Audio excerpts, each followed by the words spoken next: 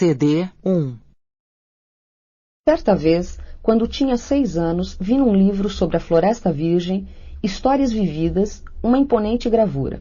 Representava ela uma jiboia que engolia uma fera. Eis a cópia do desenho. Dizia o livro: as jiboias engolem sem mastigar a presa inteira. Em seguida, não podem mover-se e dormem os 6 meses da digestão. Refleti muito então sobre as aventuras da selva e fiz com lápis de cor o meu primeiro desenho. Meu desenho número 1 era assim. Mostrei minha obra-prima às pessoas grandes e perguntei se o meu desenho lhes fazia medo. Responderam-me: por que é que um chapéu faria medo? Meu desenho não representava um chapéu, representava uma jiboia digerindo um elefante. Desenhei então o interior da jiboia, a fim de que as pessoas grandes pudessem compreender. Elas têm sempre necessidade de explicações. Meu desenho número 2 era assim. As pessoas grandes aconselharam-me deixar de lado os desenhos de jiboias abertas ou fechadas e dedicar-me de preferência à geografia, à história, ao cálculo, à gramática. Foi assim que abandonei aos 6 anos uma esplêndida carreira de pintor. Eu fora desencorajado pelo insucesso do meu desenho número 1 e do meu desenho número 2. As pessoas grandes não compreendem nada sozinhas, e é cansativo para as crianças estar toda hora explicando. Tive, pois, de escolher uma outra profissão, e aprendi a pilotar aviões. Voei, por assim dizer, por todo o mundo. E a geografia, é claro, me serviu muito. Sabia distinguir, num relance, a China e o Arizona. É muito útil quando se está perdido na noite. Tive, assim, no correr da vida, muitos contatos com muita gente séria. Vivi muito no meio das pessoas grandes. Vi-as muito de perto. Isso não melhorou de modo algum a minha antiga opinião. Quando encontrava uma que me parecia um pouco lúcida, fazia com ela a experiência do meu desenho número 1, que sempre conservei comigo. Eu queria saber se ela era verdadeiramente compreensiva. Mas respondia sempre: é um chapéu. Então eu não lhe falava nem de jiboias, nem de florestas virgens, nem de estrelas. Punha-me ao seu alcance. Falava-lhe de bridge, de golfe, da política, de gravatas. E a pessoa grande ficava encantada de conhecer um homem tão razoável. 2. Vivi, portanto, só, sem amigo com quem pudesse realmente conversar, até o dia, cerca de 6 anos atrás, em que tive uma pane no deserto do Saara. Alguma coisa se quebrara no motor, e como não tinha comigo mecânico ou passageiro, preparei-me para empreender sozinho o difícil conserto. Era, para mim, questão de vida ou de morte. Só dava para 8 dias a água que eu tinha. Na primeira noite, adormeci, pois, sobre a areia, a milhas e milhas de qualquer terra habitada. Estava mais isolado que o náufrago numa tábua, perdido no meio do mar. Imaginem, então, a minha surpresa quando, ao despertar do dia, uma vozinha estranha me acordou. Dizia: por favor, desenha-me um carneiro. Desenha-me um carneiro. Pus-me de pé, como atingido por um raio, esfreguei os olhos, olhei bem e vi um pedacinho de gente inteiramente extraordinário, que me considerava com gravidade. Eis o melhor retrato que mais tarde consegui fazer dele. Meu desenho é, seguramente, muito menos sedutor que o modelo. Não tenho culpa. Fora desencorajado aos 6 anos da minha carreira de pintor, e só aprender a desenhar jiboias abertas e fechadas. Olhava, pois, essa aparição com olhos redondos de espanto. Não esqueçam que eu me achava a 1000 milhas de qualquer terra habitada. Ora, o meu homenzinho não me parecia nem perdido, nem morto de fadiga, nem morto de fome, de sede ou de medo. Não tinha absolutamente a aparência de uma criança perdida no deserto, a 1000 milhas da região habitada. Quando pude, enfim, articular palavra, perguntei-lhe: mas que fazes aqui? E ele repetiu-me então, brandamente, como uma coisa muito séria: por favor, desenha-me um carneiro. Quando o mistério é muito impressionante, a gente não ousa desobedecer. Por mais absurdo que aquilo me parecesse a 1000 milhas de todos os lugares habitados, e em perigo de morte, tirei do bolso uma folha de papel e uma caneta. Mas lembrei-me então que eu havia estudado de preferência geografia, história, cálculo e gramática, e disse ao garoto, com um pouco de mau humor, que eu não sabia desenhar. Respondeu-me: não tem importância, desenha-me um carneiro. Como jamais houvesse desenhado um carneiro, refiz para ele um dos 2 únicos desenhos que sabia, o da jiboia fechada, e fiquei estupefato de ouvir o garoto replicar: não, eu não quero um elefante numa jiboia. A jiboia é perigosa, e o elefante toma muito espaço. Tudo é pequeno onde eu moro. Preciso é de um carneiro. Desenha-me um carneiro. Então eu desenhei. Olhou atentamente e disse: não, esse já está muito doente. Desenha outro. Desenhei de novo. Meu amigo sorriu com indulgência. Bem vês que isto não é um carneiro, é um bode. Olha os chifres. Fiz mais uma vez o desenho, mas ele foi recusado como os precedentes. Este aí é muito velho, quer um carneiro que viva muito. Então, perdendo a paciência, como tinha pressa de desmontar o motor, rabisquei o desenho ao lado e arrisquei. Esta é a caixa, o carneiro está dentro. Mas fiquei surpreso de ver iluminar-se a face do meu pequeno juiz. Era assim mesmo que eu queria. Será preciso muito capim para esse carneiro? Por quê? Porque é muito pequeno onde eu moro. Qualquer coisa chega, eu te dei um carneirinho de nada. Inclinou a cabeça sobre o desenho. Não é tão pequeno assim. Olha, adormeceu. E foi desse modo que eu travei conhecimento um dia com o Pequeno Príncipe. 3. Levei muito tempo para compreender de onde viera. O príncipezinho, que me fazia milhares de perguntas, não parecia sequer escutar as minhas.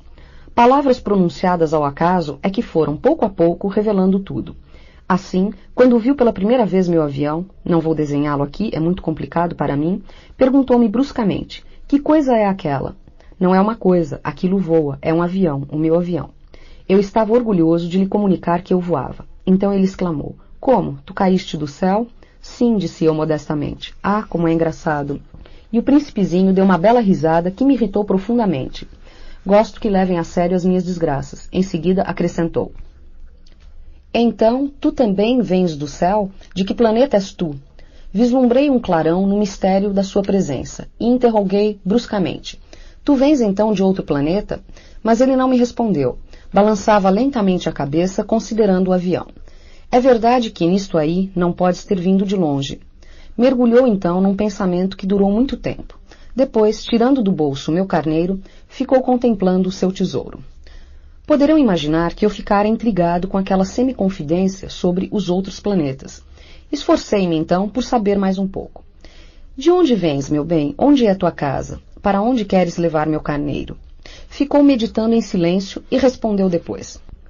O bom é que a caixa que me deste poderá de noite servir de casa, sem dúvida, e se tu fores bonzinho, darei também uma corda para amarrá-lo durante o dia, e uma estaca. A proposta pareceu chocá-lo. Amarrar? Que ideia esquisita! Mas se tu não o amarras, ele vai-se embora e se perde. E meu amigo deu uma nova risada. Mas onde queres que ele vá? Não sei, por aí, andando sempre para frente. Então o príncipezinho observou muito sério. Não faz mal, é tão pequeno onde moro. E depois, talvez com um pouco de melancolia, acrescentou ainda. Quando a gente anda sempre para frente, não pode mesmo ir longe. 4. Eu aprendera, pois, uma segunda coisa, importantíssima. O seu planeta de origem era pouco maior que uma casa. Não era surpresa para mim. Sabia que, além dos grandes planetas, Terra, Júpiter, Marte ou Vênus, aos quais se deram nomes, há centenas e centenas de outros, por vezes tão pequenos que mal se veem no telescópio. Quando o astrônomo descobre um deles, dá-lhe por nome um número. Chama-o, por exemplo, asteroide 3251. Tenho sérias razões para supor que o planeta de onde vinha o príncipe era o asteroide B612. Esse asteroide só foi visto uma vez ao telescópio em 1909, por um astrônomo turco. Ele fizera na época uma grande demonstração da sua descoberta num congresso internacional de astronomia. Mas ninguém lhe dera crédito por causa das roupas que usava. As pessoas grandes são assim. Felizmente, para a reputação do asteroide B612, um ditador turco obrigou o povo, sob pena de morte, a vestir-se à moda europeia. O astrônomo repetiu sua demonstração em 1920, numa elegante casaca. Então, dessa vez, todo mundo se convenceu. Se lhes dou esses detalhes sobre o asteroide B612 e lhes confio seu número, é por causa das pessoas grandes.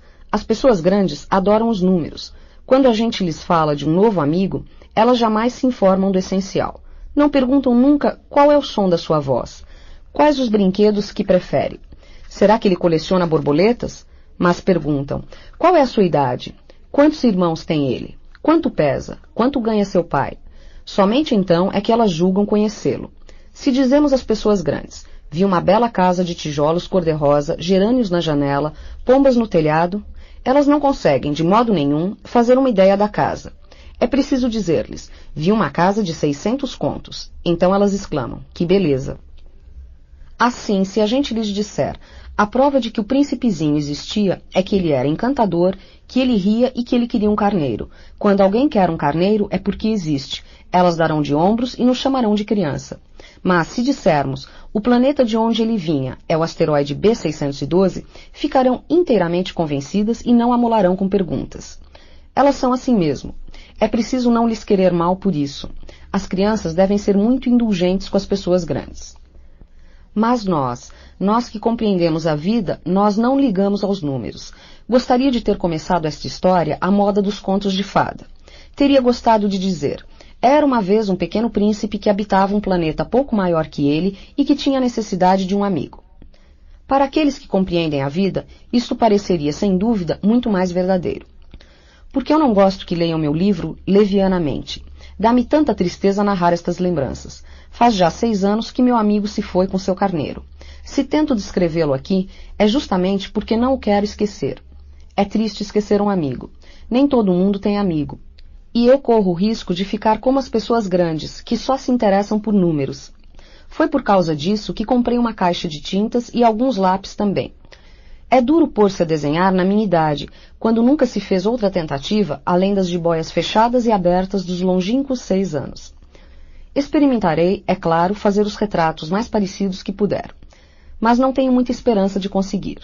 Um desenho parece passável, outro já é inteiramente diverso. Engano-me também no tamanho. Ora o príncipezinho está muito grande, ora pequeno demais. Hesito também quanto à cor do seu traje. Vou arriscando então aqui e ali. Enganar-me-ei, provavelmente, em detalhes dos mais importantes. Mas é preciso desculpar. Meu amigo nunca dava explicações. Julgava-me talvez semelhante a ele. Mas, infelizmente, não sei ver carneiro através de caixa. Sou um pouco como as pessoas grandes. Acho que envelheci. 5. Dia a dia eu ficava sabendo mais alguma coisa do planeta, da partida, da viagem. Mas isso devagarinho, ao acaso das reflexões. Foi assim que vim a conhecer no 3º dia o drama dos baobás. Dessa vez ainda foi graças ao carneiro, pois bruscamente o príncipezinho me interrogou, tomado de grave dúvida. É verdade que os carneiros comem arbustos? Sim, é verdade. Ah, que bom! Não compreendi logo porque era tão importante que os carneiros comessem arbustos, mas o príncipezinho acrescentou. Por conseguinte, eles comem também os baobás? Fiz notar ao príncipezinho que os baobás não são arbustos, mas árvores grandes como igrejas, e que mesmo que ele levasse consigo todo um rebanho de elefantes, eles não chegariam a dar cabo de um único baobá. A ideia de um rebanho de elefantes fez rir ao príncipezinho. Seria preciso botar um por cima do outro, mas notou em seguida sabiamente, os baobás antes de crescer são pequenos. É fato, mas por que desejas tu que os carneiros comam os baobás pequenos? Por que haveria de ser, respondeu-me, como se tratasse de uma evidência. E foi-me preciso um grande esforço de inteligência para compreender sozinho esse problema. Com efeito, no planeta do príncipezinho, havia, como em todos os outros planetas, ervas boas e más. Por conseguinte, sementes boas de ervas boas, sementes más de ervas más. Mas as sementes são invisíveis. Elas dormem no segredo da terra até que uma cisme de despertar. Então ela espreguiça e lança timidamente para o sol um inofensivo galhinho. Se é de roseira ou rabanete, podemos deixar que cresça à vontade. Mas quando se trata de uma planta ruim, é preciso arrancar logo, mal a tenhamos conhecido. Ora, havia sementes terríveis no planeta do príncipezinho, as sementes de baobá. O solo do planeta estava infestado, e um baobá, se a gente custa descobri-lo, nunca mais se livra dele. Atravanca todo o planeta. Perfura-o com suas raízes, e se o planeta é pequeno e os baobás numerosos, o planeta acaba rachando. É uma questão de disciplina, me disse mais tarde o príncipezinho. Quando a gente acaba a toalete da manhã, começa a fazer com cuidado a toalete do planeta. É preciso que a gente se conforme em arrancar regularmente os baobás, logo que se distingam das roseiras, com as quais muitos se parecem quando pequenos. É um trabalho sem graça, mas de fácil execução. E um dia aconselhou-me a tentar um belo desenho que fizesse essas coisas entrarem de uma vez na cabeça das crianças. Se algum dia tiverem de viajar, explicou-me, poderá ser útil para elas.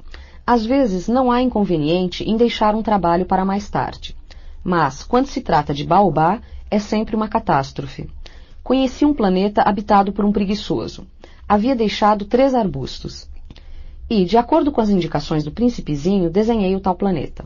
Não gosto de tomar o tom de moralista, mas o perigo dos baobás é tão pouco conhecido e tão grandes os riscos daquele que se perdesse num asteroide que, ao menos uma vez, faço exceção à minha reserva. E digo, portanto, meninos, cuidado com os baobás. Foi para advertir meus amigos de um perigo que há tanto tempo os ameaçava, como a mim, sem que pudéssemos suspeitar, que tanto caprichei naquele desenho. A lição que eu dava valia a pena. Perguntarão talvez, por que não há nesse livro outros desenhos tão grandiosos como o desenho dos baobás? A resposta é simples. Tentei, mas não consegui. Quando desenhei os baobás, estava inteiramente possuído pelo sentimento de urgência. 6. Assim, eu comecei a compreender, pouco a pouco, meu pequeno príncipezinho, a tua vidinha melancólica. Muito tempo não tiveste outra distração que a doçura do pôr do sol. Aprendi esse novo detalhe quando me disseste na manhã do 4º dia. Gosto muito de pôr do sol. Vamos ver um. Mas é preciso esperar. Esperar o quê? Esperar que o sol se ponha. Tu fizeste um ar de surpresa e logo depois riste de ti mesmo. Disseste-me, eu imagino sempre estar em casa. De fato, quando é meio-dia nos Estados Unidos, o sol, todo mundo sabe, está se deitando na França. Bastaria ir à França num minuto para assistir ao pôr do sol. Infelizmente, a França é longe demais. Mas no teu pequeno planeta bastava apenas recuar um pouco a cadeira. E contemplavas o crepúsculo todas as vezes que desejavas. Um dia eu vi o sol se pôr 43 vezes. E um pouco mais tarde acrescentaste, quando a gente está triste demais, gosta do pôr do sol. Estavas tão triste assim no dia dos 43? Mas o príncipezinho não respondeu. 7. No 5º dia, sempre graças ao carneiro, este segredo da vida do pequeno príncipe me foi de súbito revelado. Perguntou-me, sem preâmbulo, como se for o fruto de um problema muito tempo meditado em silêncio. Um carneiro, se come arbusto, come também as flores? Um carneiro come tudo o que encontra. Mesmo as flores que tenham espinho? Sim, mesmo as que têm. Então, para que servem os espinhos? Eu não sabia. Estava ocupadíssimo naquele instante, tentando desatarrachar do motor um parafuso muito apertado. Minha pane começava a parecer demasiado grave, e em breve já não teria água para beber. Para que servem os espinhos? O príncipezinho jamais renunciava a uma pergunta, depois que a tivesse feito. Mas eu estava irritado com o parafuso, e respondi qualquer coisa. Espinho não serve para nada, são pura maldade das flores. Oh! Mas após um silêncio, ele me disse com uma espécie de rancor. Não acredito. As flores são fracas, ingênuas, defendem-se como podem. Elas se julgam terríveis com os seus espinhos. Não respondi. Naquele instante eu pensava, se esse parafuso ainda resiste, vou fazê-lo saltar a martelo. O príncipezinho perturbou-me de novo as reflexões.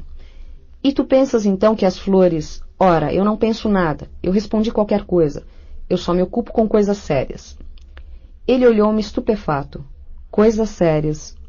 Via-me, martelo em punho, dedos sujos de graxa, curvados sobre um feio objeto.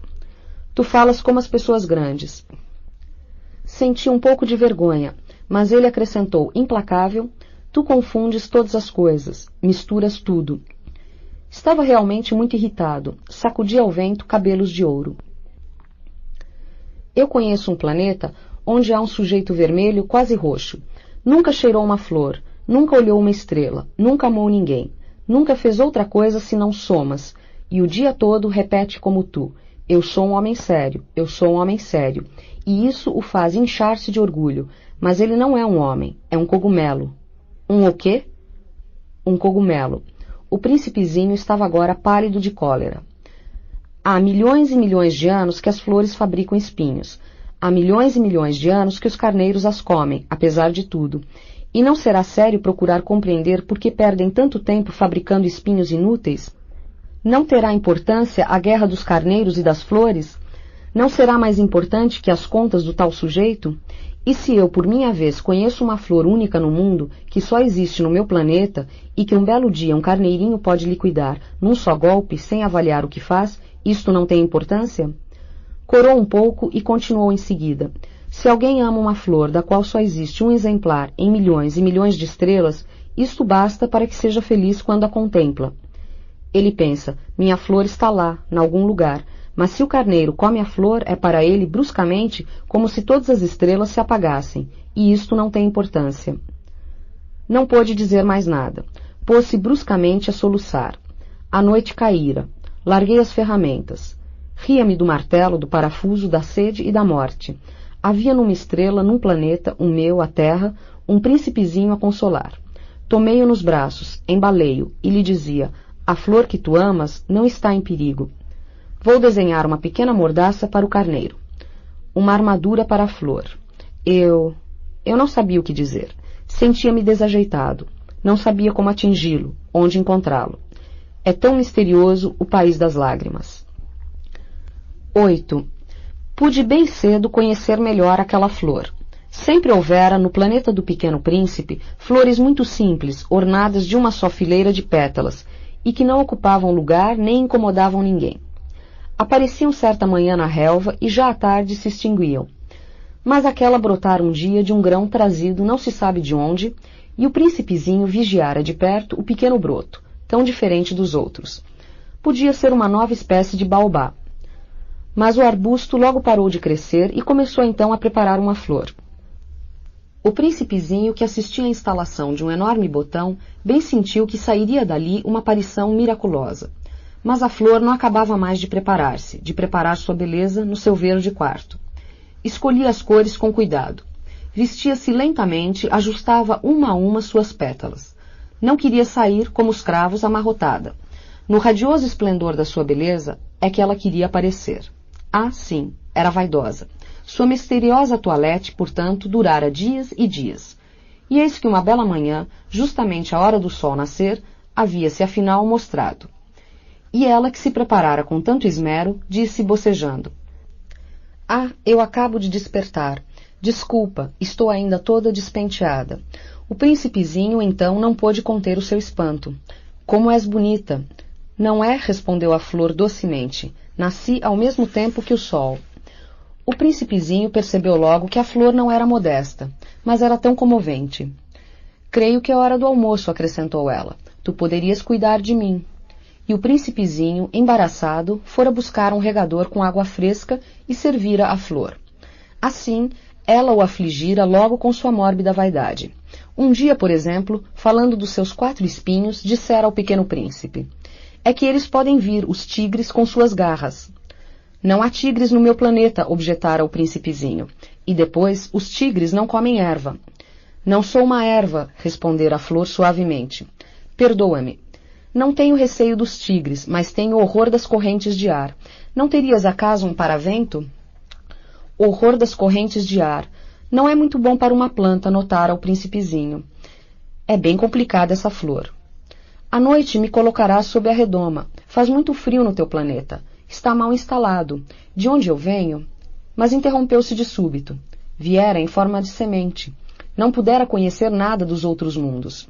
Humilhada por se ter deixado apanhar numa mentira tão tola, tossiu 2 ou 3 vezes para pôr a culpa no príncipe.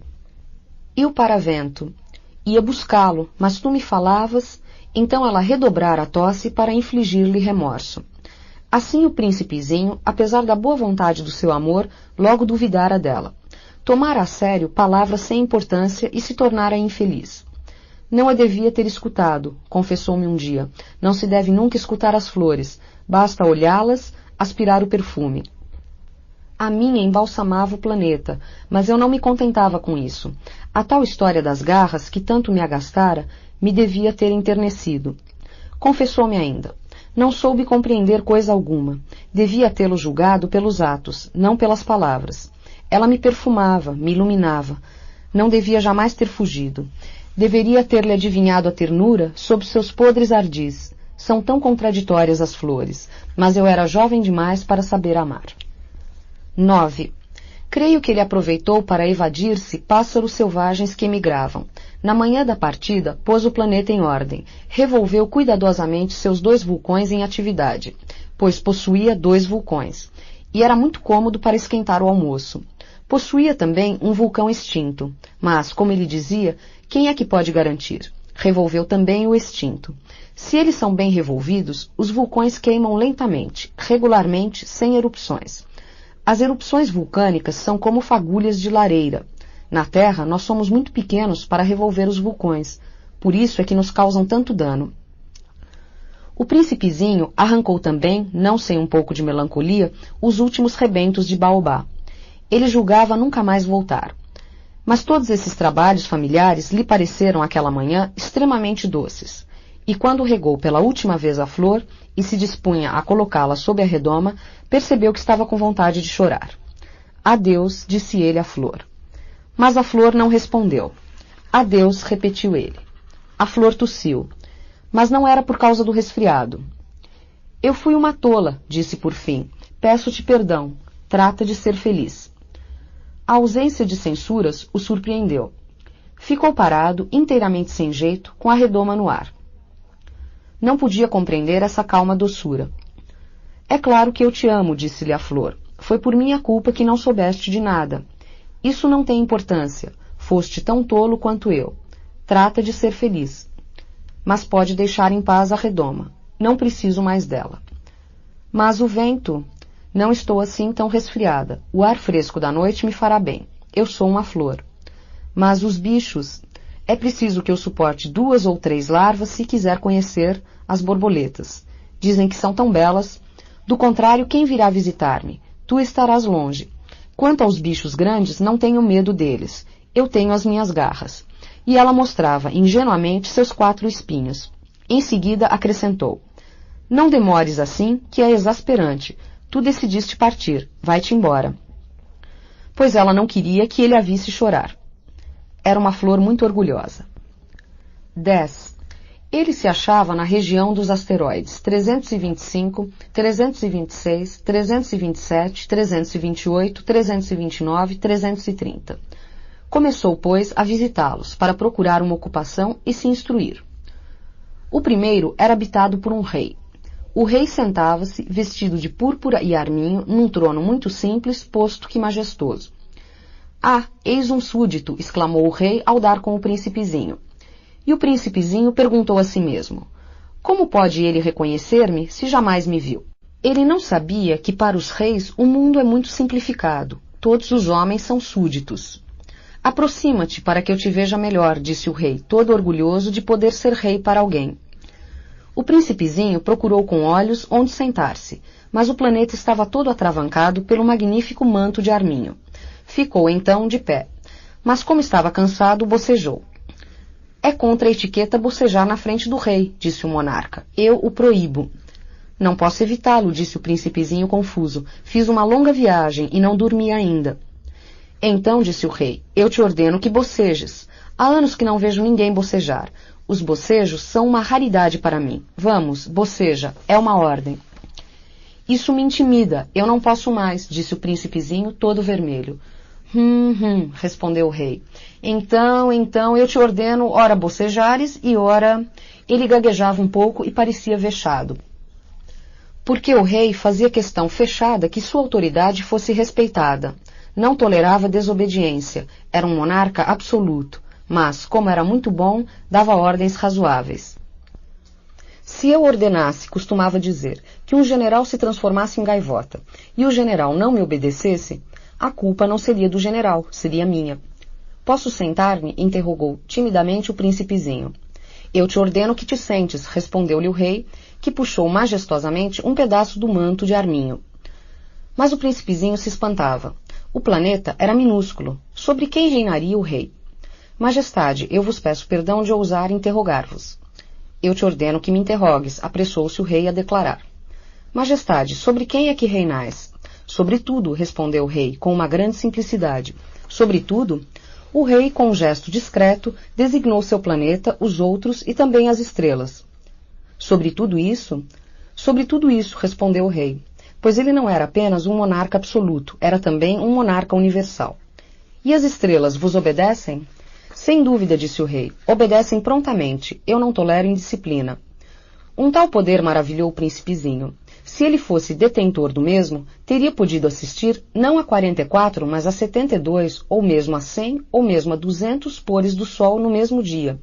sem precisar sequer afastar a cadeira. E como se sentisse um pouco triste à lembrança do seu pequeno planeta abandonado, ousou solicitar do rei uma graça. Eu desejava ver um pôr do sol. Fazei-me esse favor. Ordenai ao sol que se ponha. Se eu ordenasse a meu general voar de uma flor a outra como borboleta, ou escrever uma tragédia, ou transformar-se em gaivota, e o general não executasse a ordem recebida, quem, ele ou eu, estaria errado? Vós, respondeu com firmeza o príncipezinho. Exato. É preciso exigir de cada um o que cada um pode dar, replicou o rei. A autoridade repousa sobre a razão. Se ordenares a teu povo que ele se lance ao mar, farão todos revolução. Eu tenho o direito de exigir obediência, porque minhas ordens são razoáveis. E meu pôr do sol? Lembrou o príncipezinho, que nunca esquecia a pergunta que houvesse formulado. Teu pôr do sol, tu o terás. Eu o exigirei, mas eu esperarei, na minha ciência de governo, que as condições sejam favoráveis. Quando serão? Indagou o príncipezinho. Respondeu o rei, que consultou inicialmente um grosso calendário. Será lá por volta de 7h40, esta noite, e tu verás como sou bem obedecido. O príncipezinho bocejou. Lamentava o pôr do sol que perdera, e depois já estava se aborrecendo um pouco. Não tenho mais nada que fazer aqui, disse ao rei. Vou prosseguir minha viagem. Não partas, respondeu o rei, que estava orgulhoso de ter um súdito. Não partas, eu te faço ministro. Ministro de quê? Da justiça. Mas não há ninguém a julgar. Quem sabe, disse o rei. Ainda não dei a volta no meu reino. Estou muito velho, não tenho lugar para carruagem e andar cansa-me muito. Mas eu já vi, disse o príncipe, que se inclinou para dar ainda uma olhadela do outro lado do planeta. Não consigo ver ninguém. Tu julgarás a ti mesmo, respondeu-lhe o rei. É o mais difícil. É bem mais difícil julgar a si mesmo que julgar os outros. Se consegues julgar-te bem, eis um verdadeiro sábio. Mas eu posso julgar-me a mim próprio em qualquer lugar, replicou o príncipezinho. Não preciso, para isso, ficar morando aqui. Disse o rei, eu tenho quase certeza de que há um velho rato no meu planeta. Eu o escuto de noite. Tu poderás julgar esse rato. Tu o condenarás à morte de vez em quando. Assim, a sua vida dependerá da tua justiça, mas tu o perdoarás cada vez para economizá-lo, pois só temos um.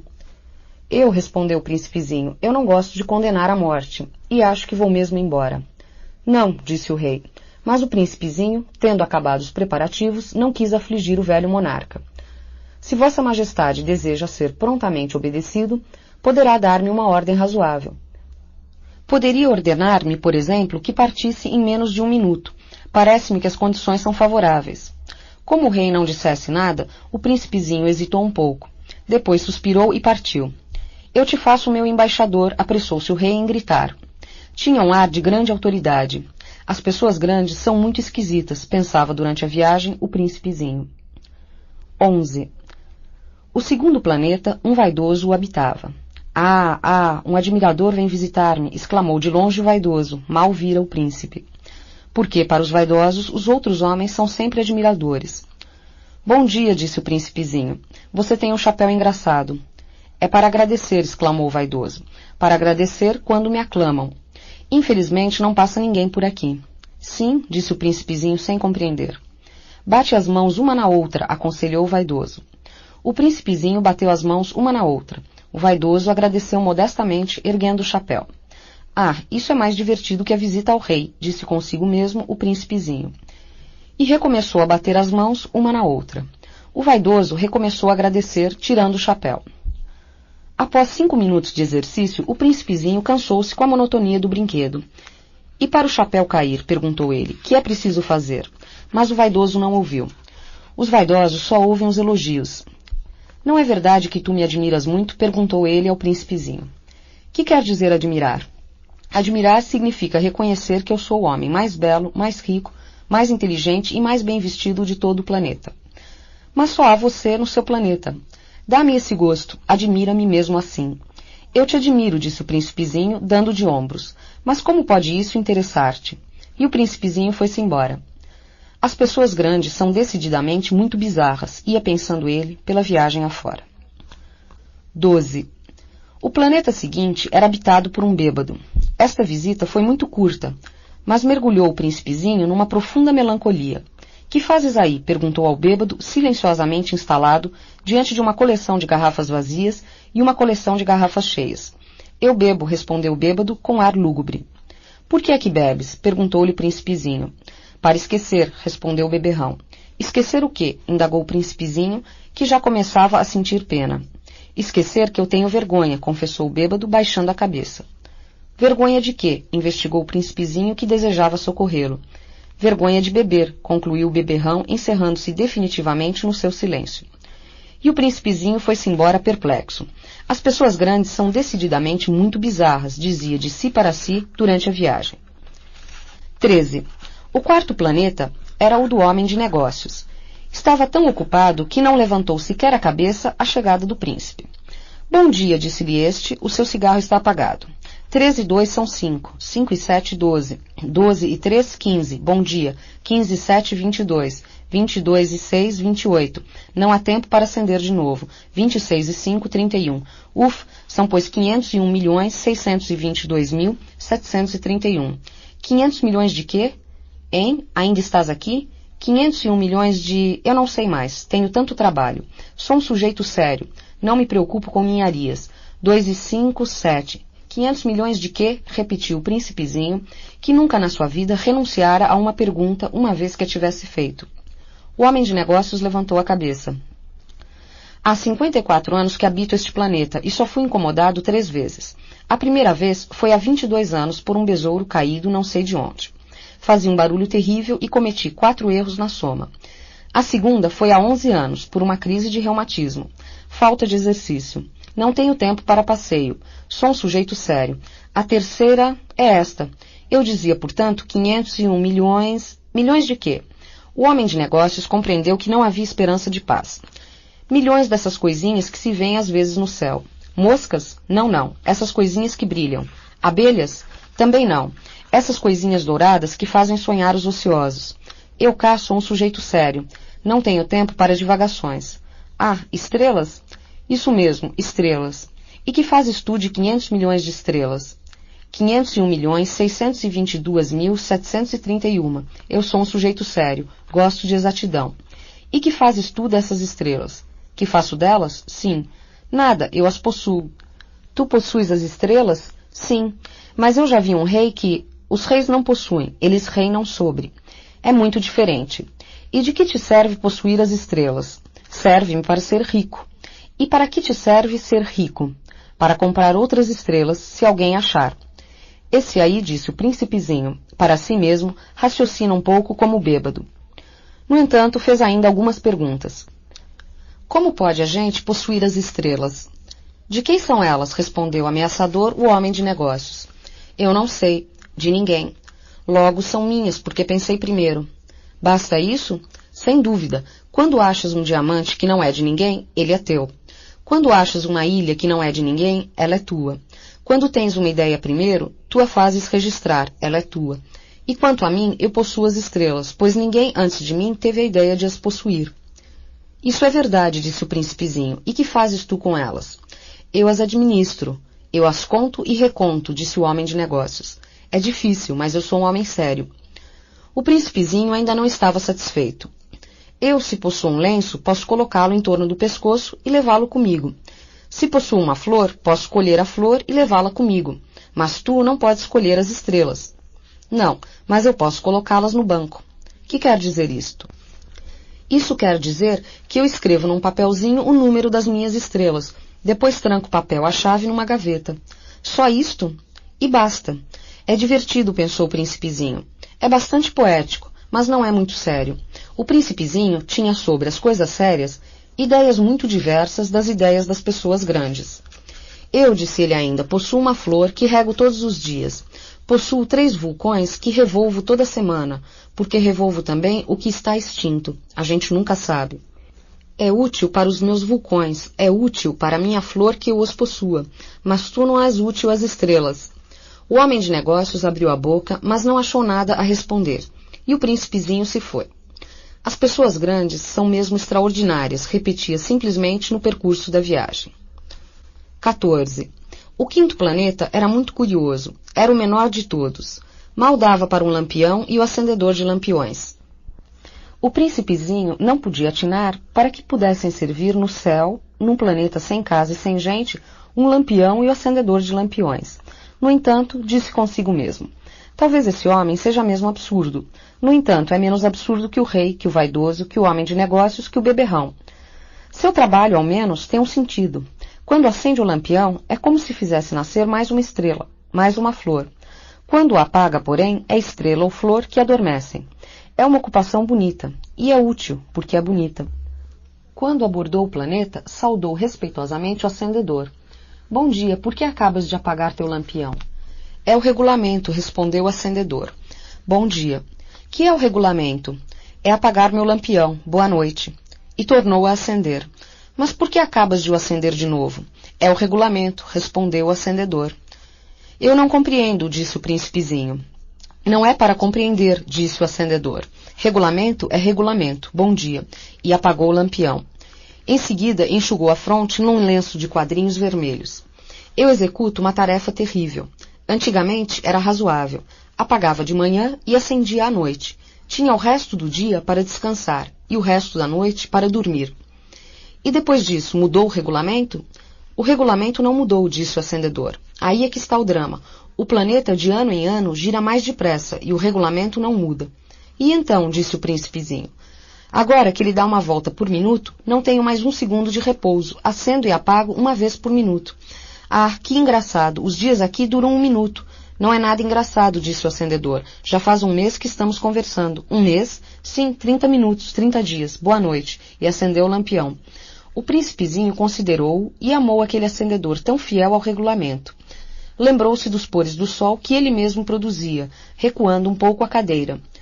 Quis ajudar o amigo. Sabes, eu sei de um modo de descansar quando quiseres. Eu sempre quero, disse o acendedor. Pois a gente pode ser, ao mesmo tempo, fiel e preguiçoso. E o príncipezinho prosseguiu. Teu planeta é tão pequeno que podes, com 3 passos, dar-lhe a volta. Basta andares lentamente, bem lentamente, de modo a ficares sempre ao sol. Quando quiseres descansar, caminharás e o dia durará quanto queiras. Isso não adianta muito, disse o acendedor. O que eu gosto mais na vida é de dormir. Então não há remédio, disse o príncipezinho. Não há remédio, disse o acendedor. Bom dia. E apagou seu lampião. Esse aí, disse para si o príncipezinho, ao prosseguir a viagem para mais longe. Esse aí seria desprezado por todos os outros. O rei, o vaidoso, o beberrão, o homem de negócios. No entanto, é o único que não me parece ridículo. Talvez porque é o único que se ocupa de outra coisa que não seja ele próprio. Suspirou de pesar e disse ainda, era o único que eu podia ter feito meu amigo, mas seu planeta é mesmo pequeno demais.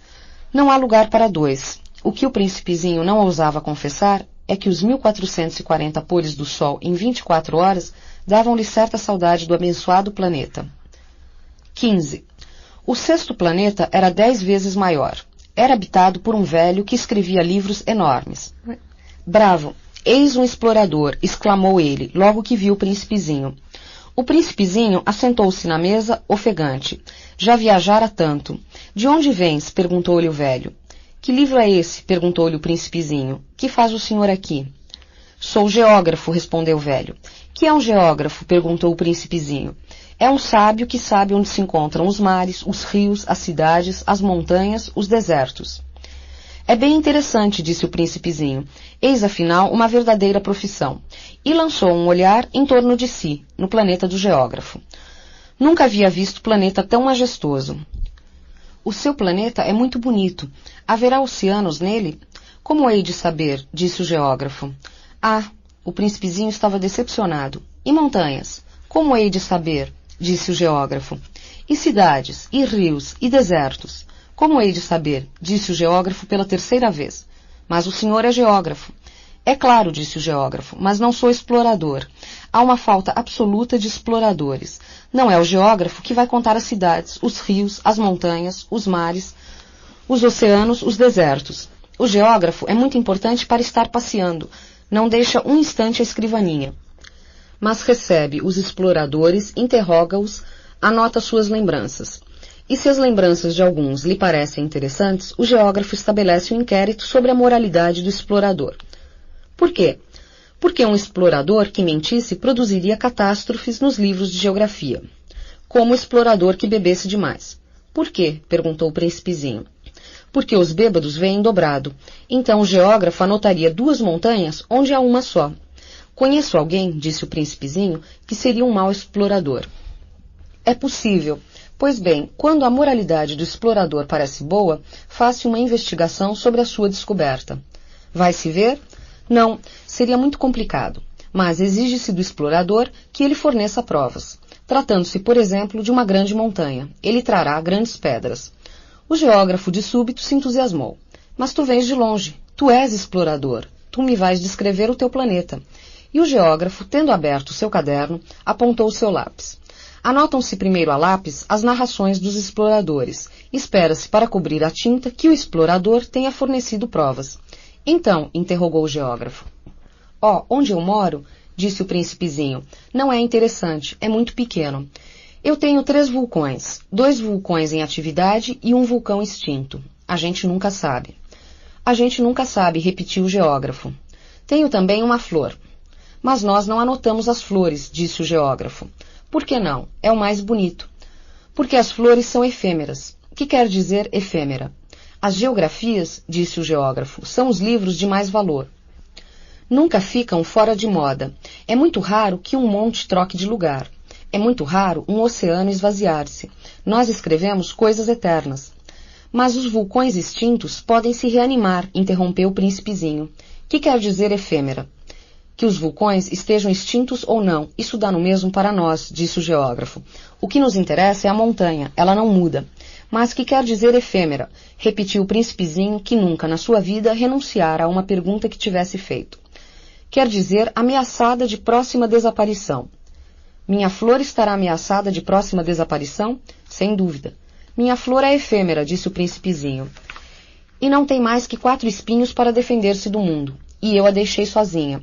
Foi seu primeiro movimento de remorso, mas retomou coragem. Que me aconselha a visitar? Perguntou ele. O planeta Terra, respondeu-lhe o geógrafo, goza de grande reputação. E o Príncipezinho se foi, pensando na flor. 16. O 7º planeta foi, pois, a Terra. A Terra não é um planeta qualquer. Contam-se lá 111 reis, não esquecendo, é claro, os reis negros, 7.000 geógrafos, 900.000 negociantes, 7 milhões e meio de beberrões, 311 milhões de vaidosos, isto é, cerca de 2 bilhões de pessoas grandes. Para dar-lhes uma ideia das dimensões da Terra, eu lhes direi que, antes da invenção da eletricidade, era necessário manter, para o conjunto dos 6 continentes, um verdadeiro exército de 462.511 acendedores de lampiões. Isto fazia, visto um pouco de longe, um magnífico efeito. Os movimentos desse exército eram ritmados como os de um balé de ópera.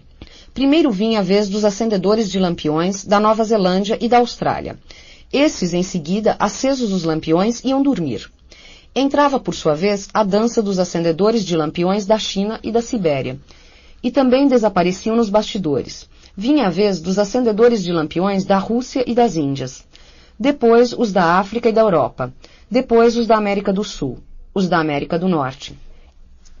E jamais se enganavam na ordem de entrada, quando apareciam em cena. Era um espetáculo grandioso. Apenas 2, o acendedor do único lampião do Polo Norte e o seu colega do único lampião do Polo Sul, levavam vida ociosa e descuidada. Trabalhavam 2 vezes por ano. 17. Quando a gente quer fazer graça, mente às vezes um pouco. Não fui lá muito honesto ao lhes falar dos acendedores de lampiões. Corro o risco de dar àqueles que não conhecem o nosso planeta uma falsa ideia dele. Os homens ocupam, na verdade, muito pouco lugar na superfície da Terra. Se os 2 bilhões de habitantes que povoam a Terra se mantivessem de pé, colados um ao outro, como para um comício, acomodar-se-iam facilmente numa praça pública de 20 milhas de comprimento por 20 de largura. Poder-se-ia juntar a humanidade toda na menor das ilhas do Pacífico. As pessoas grandes não acreditarão, é claro. Elas julgam ocupar muito espaço. Imaginam-se tão importantes como os baobás. Digam-lhes, pois, que façam o cálculo. Elas adoram os números. Ficarão contentes com isso. Mas vocês não percam tempo com esse problema de aritmética. É inútil. Vocês acreditam em mim. O Príncipezinho, uma vez na Terra, ficou, pois, muito surpreso de não ver ninguém. Já receara ter se enganado de planeta, quando um anel cor de lua remexeu na areia. Boa noite, disse o príncipezinho, inteiramente ao acaso. Boa noite, disse a serpente. Em que planeta me encontro? Perguntou o príncipezinho. Na Terra, na África, respondeu a serpente. Ah, e não há ninguém na Terra? Aqui é o deserto. Não há ninguém nos desertos. A Terra é grande, disse a serpente. O príncipezinho sentou-se numa pedra e ergueu os olhos para o céu. As estrelas são todas iluminadas. Não será para que cada um possa um dia encontrar a sua? Olha o meu planeta. Está justamente em cima de nós. Mas como está longe. Teu planeta é belo, disse a serpente. Que vens fazer aqui? Tive dificuldades com uma flor, disse o príncipe. Ah, exclamou a serpente. E se calaram. Onde estão os homens? Repetiu enfim o príncipezinho. A gente está um pouco só no deserto. Entre os homens também, disse a serpente. O príncipezinho olhou-a longamente. Tu és um bichinho engraçado, disse ele, fino como um dedo. Mas sou mais poderosa do que o dedo de um rei, disse a serpente. O príncipezinho sorriu. Tu não és tão poderosa assim. Não tens sequer umas patas. Não podes sequer viajar. Eu posso levar-te mais longe que um navio, disse a serpente. Ela enrolou-se na perninha do príncipe, como um bracelete de ouro. Aquele que eu toco, eu o devolvo à terra de onde veio, continuou a serpente. Mas tu és puro, tu vens de uma estrela. O príncipezinho não respondeu. Tenho pena de ti, tão fraco nessa terra de granito. Posso ajudar-te um dia se tiveres muita saudade do teu planeta. Posso... Oh, eu compreendi muito bem, disse o príncipezinho. Mas por que fala sempre por enigmas? Eu os resolvo todos, disse a serpente. E calaram-se os dois. 18. O príncipezinho atravessou o deserto e encontrou apenas uma flor. Uma flor de 3 pétalas. Uma florzinha à toa. Bom dia, disse o príncipe. Bom dia, disse a flor. Onde estão os homens? Perguntou polidamente. A flor, um dia, vira passar uma caravana. Os homens? Eu creio que existem 6 ou 7, vi-os há muitos anos, mas não se pode nunca saber onde se encontram. O vento os leva. Eles não têm raízes, eles não gostam das raízes. Adeus, disse o príncipezinho. Adeus, disse a flor. 19. O príncipezinho escalou uma grande montanha. As únicas montanhas que conhecera eram os 3 vulcões que lhe davam pelo joelho. O vulcão extinto servia-lhe de tamborete. De montanha tão alta, pensava ele, verei todo o planeta e todos os homens. Mas só viu agulhas de pedra pontudas. Bom dia, disse ele inteiramente ao léu. Bom dia, bom dia, bom dia, respondeu o eco. Quem és tu? Perguntou o príncipezinho. Quem és tu, quem és tu, quem és tu? Respondeu o eco. Sede meus amigos, eu estou só, disse ele. Estou só, estou só, estou só, respondeu o eco. Que planeta engraçado, pensou então. É todo seco, pontudo e salgado. E os homens não têm imaginação, repetem o que a gente diz. No meu planeta eu tinha uma flor, e era sempre ela que falava primeiro.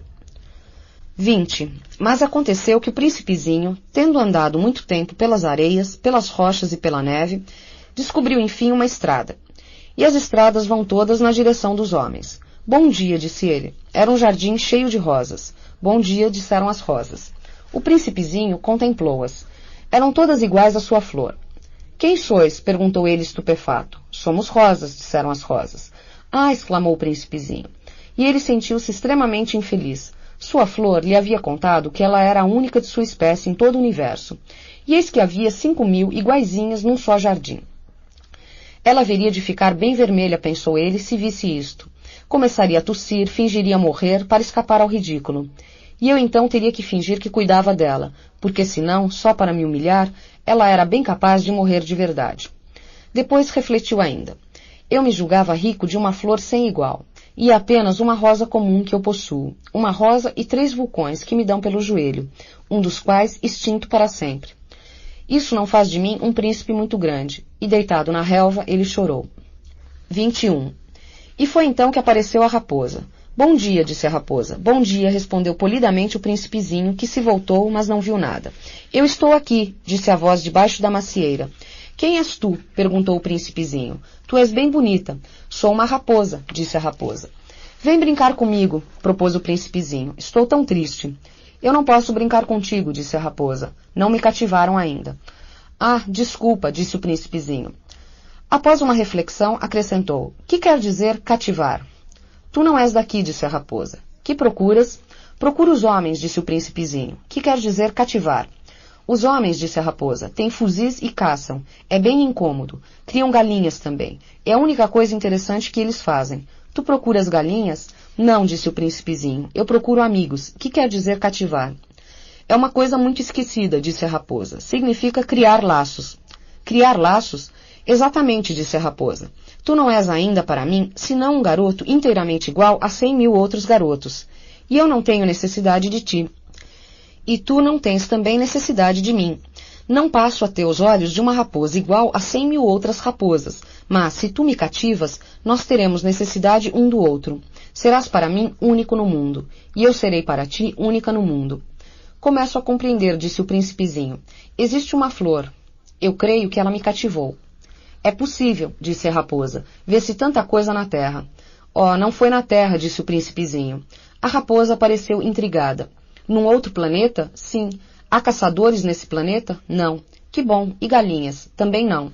Nada é perfeito, suspirou a raposa. Mas a raposa voltou à sua ideia. Minha vida é monótona. Eu caço as galinhas e os homens me caçam. Todas as galinhas se parecem e todos os homens se parecem também. E por isso eu me aborreço um pouco. Mas se tu me cativas, minha vida será como que cheia de sol. Conhecerei um barulho de passos que será diferente dos outros. Os outros passos me fazem entrar debaixo da terra. O teu me chamará para fora da toca como se fosse música. E depois, olha, vês lá longe os campos de trigo? Eu não como pão. O trigo para mim é inútil. Os campos de trigo não me lembram coisa alguma. E isso é triste. Mas tu tens cabelos cor de ouro. Então será maravilhoso quando me tiveres cativado. O trigo que é dourado fará lembrar-me de ti. E eu amarei o barulho do vento no trigo. A raposa calou-se e considerou por muito tempo o príncipe. Por favor, cativa-me, disse ela. Bem quisera, disse o príncipezinho, mas eu não tenho muito tempo. Tenho amigos a descobrir e muitas coisas a conhecer. A gente só conhece bem as coisas que cativou, disse a raposa. Os homens não têm mais tempo de conhecer coisa alguma. Compram tudo prontinho nas lojas. Mas como não existem lojas de amigos, os homens não têm mais amigos. Se tu queres um amigo, cativa-me. Que é preciso fazer? Perguntou o príncipezinho. É preciso ser paciente, respondeu a raposa. Tu te sentarás primeiro um pouco longe de mim, assim, na relva. Eu te olharei com o canto do olho, e tu não dirás nada. A linguagem é uma fonte de mal-entendidos, mas, cada dia, te sentarás mais perto. No dia seguinte, o príncipezinho voltou. Teria sido melhor voltares à mesma hora, disse a raposa. Se tu vens, por exemplo, às 4 da tarde, desde as 3 eu começarei a ser feliz. Quanto mais a hora for chegando, mais eu me sentirei feliz. Às 4 horas, então, estarei inquieta e agitada. Descobrirei o preço da felicidade. Mas se tu vens a qualquer momento, nunca saberei a hora de preparar o coração. É preciso ritos. Que é um rito? Perguntou o príncipezinho. É uma coisa muito esquecida também, disse a raposa. É o que faz com que um dia seja diferente dos outros dias. Uma hora das outras horas. Os meus caçadores, por exemplo, possuem um rito. Dançam na quinta-feira com as moças da aldeia. A quinta-feira, então, é o dia maravilhoso. Vou passear até a vinha. Se os caçadores dançassem qualquer dia, os dias seriam todos iguais e eu não teria férias. Assim, o príncipezinho cativou a raposa. Mas, quando chegou a hora da partida, a raposa disse, Ah, eu vou chorar. A culpa é tua, disse o príncipezinho. Eu não te queria fazer mal, mas tu quiseste que eu te cativasse. Quis, disse a raposa. Mas tu vais chorar, disse o príncipezinho. Vou, disse a raposa. Então, não sais lucrando nada. Eu lucro, disse a raposa, por causa da cor do trigo. Depois ela acrescentou, vai rever as rosas. Tu compreenderás que a tua é a única no mundo. Tu voltarás para me dizer adeus e eu te farei presente de um segredo. Foi o príncipezinho rever as rosas. Vós não sois absolutamente iguais à minha rosa. Vós não sois nada ainda. Ninguém ainda vos cativou, nem cativastes a ninguém. Sois como era a minha raposa. Era uma raposa igual a 100.000 outras. Mas eu fiz dela um amigo. Ela é agora a única no mundo. E as rosas estavam desapontadas. Sois belas, mas vazias, disse ele ainda. Não se pode morrer por vós. Minha rosa, sem dúvida, um transeunte qualquer pensaria que se parece convosco. Ela sozinha é, porém, mais importante que vós todas, pois foi a ela que eu reguei. Foi a ela que pus sob a redoma. Foi a ela que abriguei com o paravento. Foi dela que eu matei as larvas, exceto 2 ou 3 por causa das borboletas. Foi a ela que eu escutei queixar-se ou gabar-se, ou mesmo calar-se algumas vezes. É a minha Rosa. E voltou então a raposa. Adeus, disse ele. Adeus, disse a raposa. Eis o meu segredo. É muito simples, só se vê bem com o coração. O essencial é invisível para os olhos. O essencial é invisível para os olhos, repetiu o príncipezinho, a fim de se lembrar. Foi o tempo que perdeste com tua rosa que fez tua rosa tão importante. Foi o tempo que eu perdi com a minha rosa, repetiu o príncipezinho, a fim de se lembrar. Os homens esqueceram essa verdade, disse a raposa, mas tu não a deves esquecer. Tu te tornas eternamente responsável por aquilo que cativas. Tu és responsável pela rosa. Eu sou responsável pela minha rosa, repetiu o príncipezinho, a fim de se lembrar. 22. Bom dia, disse o príncipezinho. Bom dia, respondeu o guarda-chaves. Que fazes aqui? Perguntou-lhe o príncipezinho. Eu divido os passageiros em blocos de 1000, disse o guarda-chaves. Despacho os trens que os carregam, ora para a direita, ora para a esquerda. E um rápido iluminado, roncando como um trovão, fez tremer a cabine do guarda-chaves. Eles estão com muita pressa, disse o príncipezinho. O que é que estão procurando? Nem o homem da locomotiva sabe, disse o guarda-chaves, e trovejou em sentido inverso, um outro rápido iluminado. Já estão de volta? Perguntou o príncipezinho. Não são os mesmos, disse o guarda-chaves. É uma troca. Não estavam contentes onde estavam? Nunca estamos contentes onde estamos, disse o guarda-chaves. E um terceiro rápido iluminado trovejou. Estão perseguindo os primeiros viajantes? Perguntou o príncipezinho. Não perseguem nada, disse o guarda-chaves. Estão dormindo lá dentro ou bocejando. Só as crianças esmagam o nariz nas vidraças. Só as crianças sabem o que procuram, disse o príncipezinho. Perdem tempo com uma boneca de pano, e a boneca se torna muito importante, e choram quando a gente toma. Elas são felizes, disse o guarda-chaves. 23. Bom dia, disse o príncipezinho. Bom dia, disse o vendedor. Era um vendedor de pílulas aperfeiçoadas que aplacavam a sede.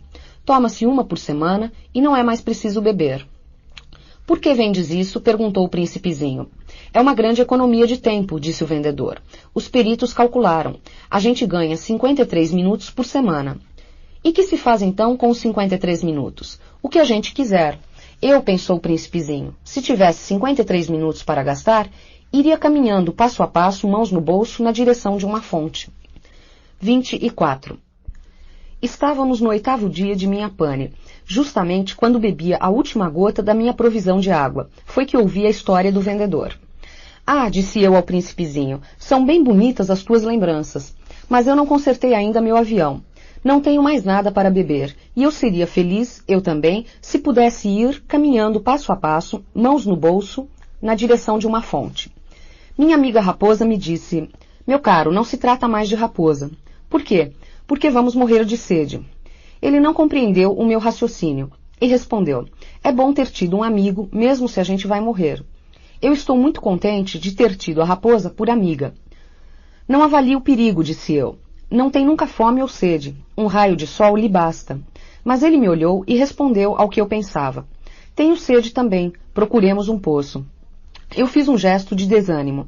É absurdo procurar um poço ao acaso, na imensidão do deserto. No entanto, pusemo-nos a caminho. Já tínhamos andado horas em silêncio, quando a noite caiu e as estrelas começaram a brilhar. Eu as via como em sonho, porque tinha um pouco de febre por causa da sede. As palavras do príncipezinho dançavam-me na memória. Tu tens sede também? Perguntei-lhe. Mas não respondeu à minha pergunta. Disse apenas, a água pode ser boa para o coração. Não compreendi sua resposta e calei-me. Eu bem sabia que não adiantava interrogá-lo. Ele estava cansado. Sentou-se. Sentei-me junto dele e, após um silêncio, disse ainda, as estrelas são belas por causa de uma flor que não se vê. Eu respondi, é mesmo, e fitei, sem falar, a ondulação da areia enluarada. O deserto é belo, acrescentou. E era verdade, eu sempre amei o deserto. A gente se senta numa duna de areia. Não se vê nada, não se escuta nada, e, no entanto, no silêncio, alguma coisa irradia. O que torna belo o deserto, disse o príncipezinho, é que ele esconde um poço em algum lugar. Fiquei surpreso por compreender de súbito esta misteriosa irradiação da areia. Quando eu era pequeno, habitava uma casa antiga, e diziam as lendas que ali fora enterrado um tesouro. Ninguém, é claro, o conseguira descobrir, nem talvez mesmo o procurou, mas ele encantava a casa toda. Minha casa escondia um tesouro no fundo do coração. Quer se trate da casa, das estrelas ou do deserto, disse eu ao príncipezinho, o que faz a sua beleza é invisível. Estou contente, disse ele, que estejas de acordo com a raposa. Como o príncipezinho adormecesse, tomei-o nos braços e prossegui a caminhada. Eu estava comovido. Tinha a impressão de carregar um frágil tesouro. Parecia-me mesmo não haver na terra nada mais frágil. Considerava a luz da lua, a fronte pálida, os olhos fechados, as mechas de cabelo que tremiam ao vento. E eu pensava, o que eu vejo não é mais que uma casca. O mais importante é invisível. Como seus lábios entreabertos esboçassem um sorriso, pensei ainda, o que tanto me comove nesse príncipe adormecido é sua fidelidade a uma flor. É a imagem de uma rosa que brilha nele como a chama de uma lâmpada, mesmo quando dorme. Eu o pressenti então mais frágil ainda. É preciso proteger as lâmpadas com cuidado. Um sopro as pode apagar. E, caminhando assim, eu descobri o poço. O dia estava raiando. 25. Os homens, disse o príncipezinho, se enfurnam nos rápidos, mas não sabem o que procuram. Então eles se agitam, ficam rodando à toa. E acrescentou, e isso não adianta. O poço a que tínhamos chegado não se parecia de forma alguma com os poços do Saara. Os poços do Saara são simples buracos na areia. Aquele parecia um poço de aldeia. Mas não havia ali aldeia alguma, e eu julgava sonhar. É estranho, disse eu ao príncipezinho. Tudo está preparado. A roldana, o balde e a corda. Ele riu, pegou a corda, fez girar a roldana. E a roldana gemeu como gemem os velhos cataventos quando o vento dormiu por muito tempo. Tu escutas, disse o príncipe. Estamos acordando o poço, ele canta. Eu não queria que ele fizesse esforço. Deixa que eu puxe, disse eu. É muito pesado para o teu tamanho. Lentamente içei o balde até em cima e o instalei com cuidado na borda do poço. Nos meus ouvidos permanecia ainda o canto da roldana, e na água que ainda brilhava via tremer o sol. Tenho sede dessa água, disse o príncipezinho. Dá-me de beber. E eu compreendi o que ele havia buscado. Levantei-lhe o balde até a boca. Ele bebeu de olhos fechados. Era doce como uma festa. Essa água era muito mais que um alimento. Nascera da caminhada sob as estrelas, do canto da roldana, do esforço do meu braço. Era boa para o coração, como um presente. Quando eu era pequeno, todo o esplendor do presente de Natal estava também na luz da árvore, na música da missa de meia-noite, na doçura dos risos. Os homens do teu planeta, disse o príncipezinho, cultivam 5.000 rosas num mesmo jardim, e não encontram o que procuram. Não encontram, respondi. E, no entanto, o que eles buscam poderia ser achado numa só rosa, ou num pouquinho d'água. É verdade. E o príncipezinho acrescentou, mas os olhos são cegos, é preciso buscar com o coração. Eu havia bebido. Respirava facilmente. A areia é cor de mel quando amanhece, e a cor de mel me fazia feliz.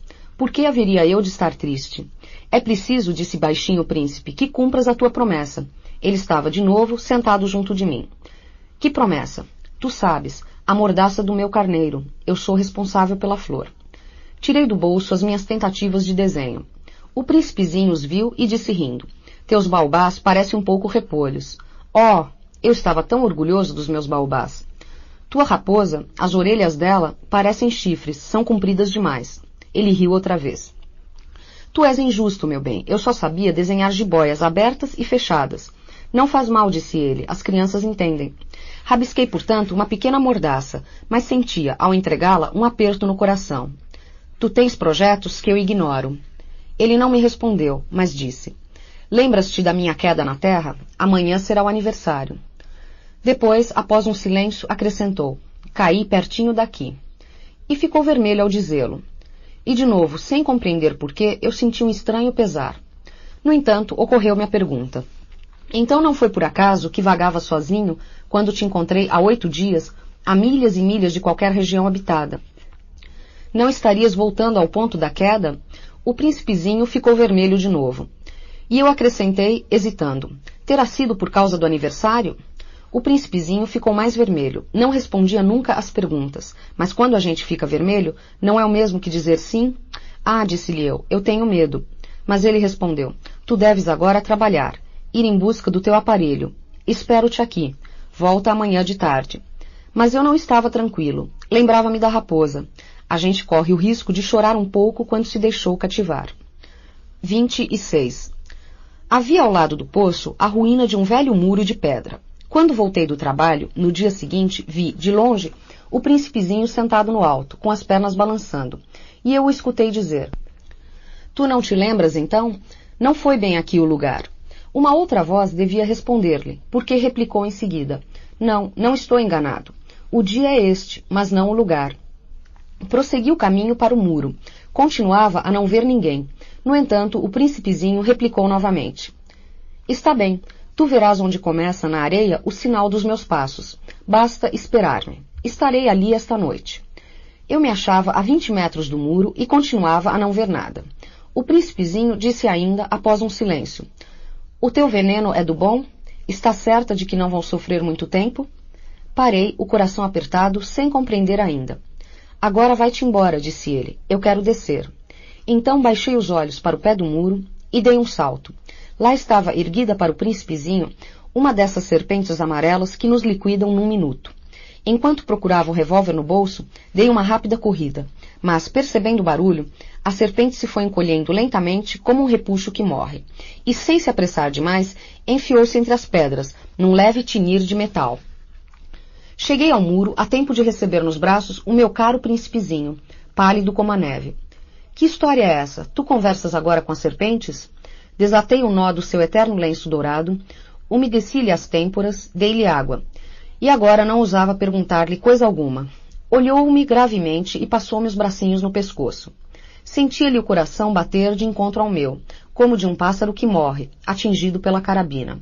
Ele me disse: Estou contente de teres descoberto o defeito do maquinismo. Vais poder voltar para casa. Como soubeste disso? Eu vinha justamente anunciar-lhe que, contra toda expectativa, havia realizado o concerto. Nada respondeu à minha pergunta, mas acrescentou: Eu também volto hoje para casa.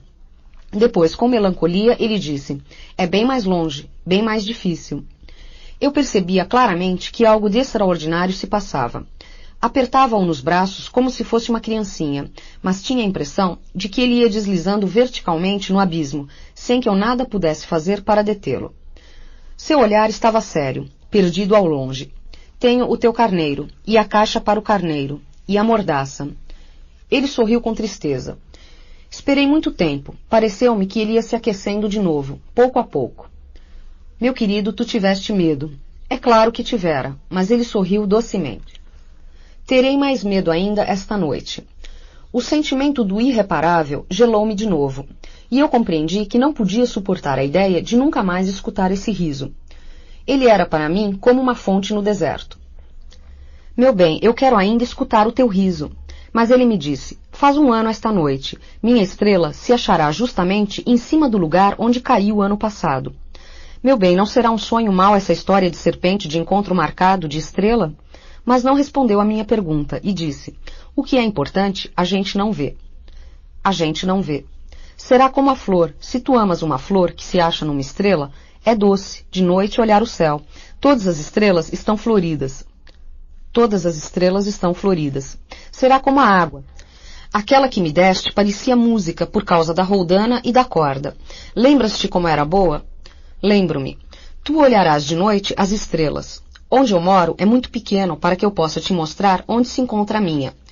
É melhor assim. Minha estrela será então qualquer das estrelas. Gostarás de olhar todas elas. Serão todas tuas amigas. E depois eu vou fazer-te um presente. Ele riu outra vez. Ah, meu pedacinho de gente, meu amor, como eu gosto de ouvir esse riso. Pois ele é o meu presente, será como a água. Que queres dizer? As pessoas têm estrelas que não são as mesmas. Para uns que viajam, as estrelas são guias. Para outros, elas não passam de pequenas luzes. Para outros, os sábios são problemas. Para o meu negociante, eram ouro. Mas todas essas estrelas se calam. Tu, porém, terás estrelas como ninguém. Que queres dizer? Quando olhares o céu de noite, porque habitarei uma delas, porque numa delas estarei rindo, então será como se todas as estrelas te rissem, e tu terás estrelas que sabem rir. E ele riu mais uma vez.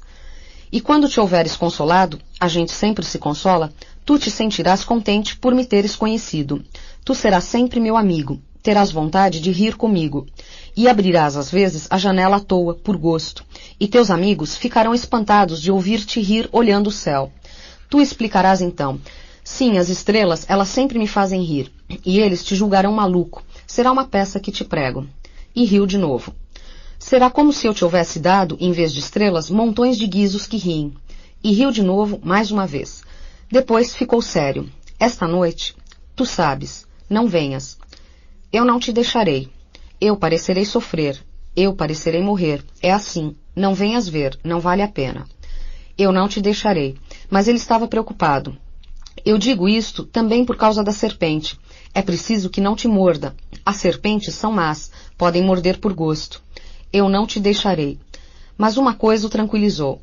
Elas não têm veneno, é verdade, para uma segunda mordida. Essa noite não o vi pôr-se a caminho. Evadiu-se sem rumor. Quando consegui apanhá-lo, caminhava decidido a passo rápido. Disse-me apenas: "Ah, estás aqui." E ele me tomou pela mão, mas afligiu-se ainda. "Fizeste mal. Tu sofrerás. Eu parecerei morto e não será verdade." Eu me calava. "Tu compreendes, é longe demais. Eu não posso carregar esse corpo. É muito pesado." Eu me calava. "Mas será como uma velha casca abandonada. Uma casca de árvore não é triste." Eu me calava. Perdeu um pouco da coragem, mas fez ainda um esforço. "Será bonito, sabes? Eu também olharei as estrelas. Todas as estrelas serão poços com uma roldana enferrujada. Todas as estrelas me darão de beber." Eu me calava. "Será tão divertido. Tu terás 500 milhões de guizos, eu terei 500 milhões de fontes." E ele se calou também, porque estava chorando. "É aqui, deixa-me dar um passo sozinho." E sentou-se porque tinha medo. Disse ainda: "Tu sabes, minha flor, eu sou responsável por ela. Ela é tão frágil, tão ingênua, tem 4 espinhos de nada para defendê-la do mundo." Eu sentei-me também, pois não podia mais ficar de pé. Ele disse: "Pronto." Acabou-se. Hesitou ainda um pouco, depois ergueu-se. Deu um passo. Eu não podia mover-me. Houve apenas um clarão amarelo perto da sua perna. Permaneceu por um instante imóvel. Não gritou. Tombou devagarinho como uma árvore tomba. Nem fez sequer barulho por causa da areia. 27. E agora, certamente, já se vão 6 anos. Jamais contara essa história. Os camaradas ficaram contentes de ver-me são e salvo. Eu estava triste, mas dizia: "É o cansaço." Agora já me consolei um pouco, mas não de todo. Sei que ele voltou ao seu planeta, pois ao raiar do dia não lhe encontrei o corpo. Não era um corpo tão pesado assim.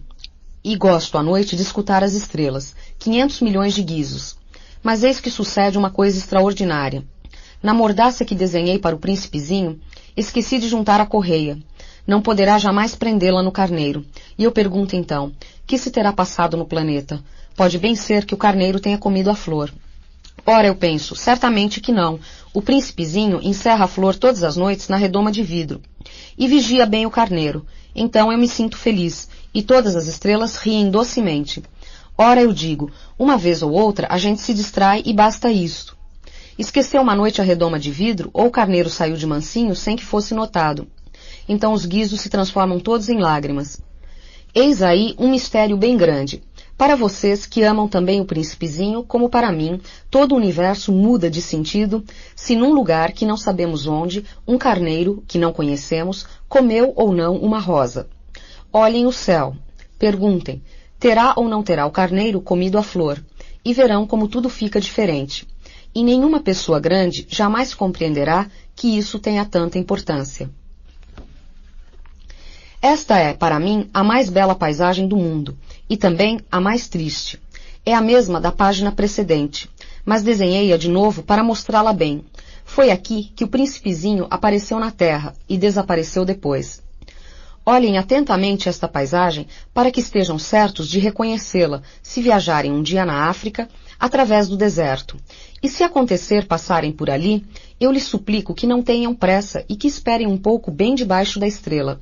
Se então um menino vem ao encontro de vocês, se ele ri, se tem cabelos de ouro, se não responde quando interrogam, adivinharão quem é. Então, por favor, não me deixem tão triste. Escrevam-me depressa que ele voltou.